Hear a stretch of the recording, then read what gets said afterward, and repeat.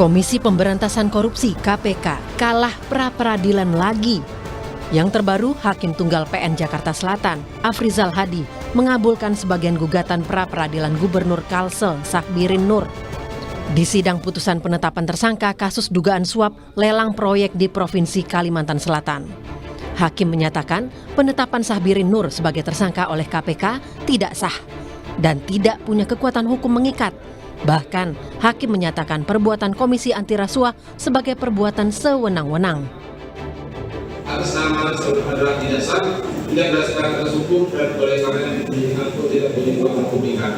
Namun menghukum termohon untuk bagian dari jumlahnya 7 menolak selain dan selanjutnya.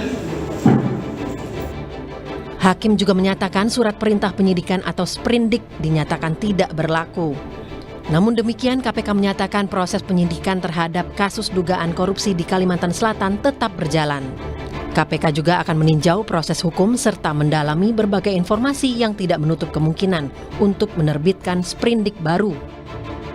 Pra-peradilan ini hanya menguji dari aspek formil saja, bukan aspek material. Tentunya tidak berpengaruh terhadap penyidikan yang sudah berjalan ya, yang tersangkanya sudah dilakukan penahanan dan nanti akan dilihat perkembangannya apakah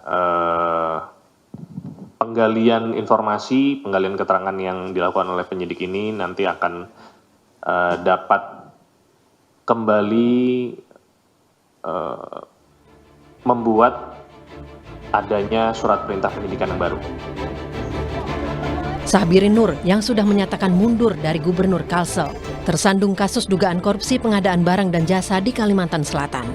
Selain Sahbirin Nur, KPK juga sempat kalah dalam pra-peradilan. Wamenkumham Edi Hiarij pada 2023 lalu untuk dugaan keterlibatannya atas gratifikasi dari Direktur Utama PT Citra Lampia Mandiri atau CLM, Helmut Hermawan, sebesar 7 miliar rupiah. Lalu pada 2017 KPK kalah pra-peradilan terhadap Ketua DPR saat itu Setia Novanto untuk kasus korupsi kartu tanda penduduk elektronik atau IKTP. Kemudian terhadap Budi Gunawan pada 2015. Saat itu Budi Gunawan menjabat sebagai Kepala Lembaga Pendidikan Kepolisian atau Kalemdikpol untuk kasus dugaan gratifikasi ketika menjabat sebagai Kepala Biro Pembinaan Karir Karobinkar, Deputi SDM Polri.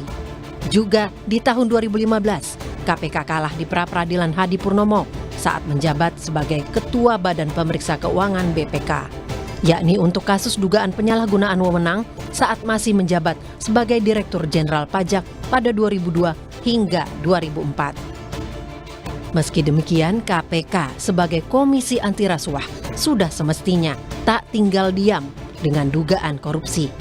Pasalnya, tindakan-tindakan pencegahan agar tidak terjadi tindak pidana korupsi, serta monitor penyelenggaraan negara sudah menjadi tugas dan wewenang KPK sesuai undang-undang.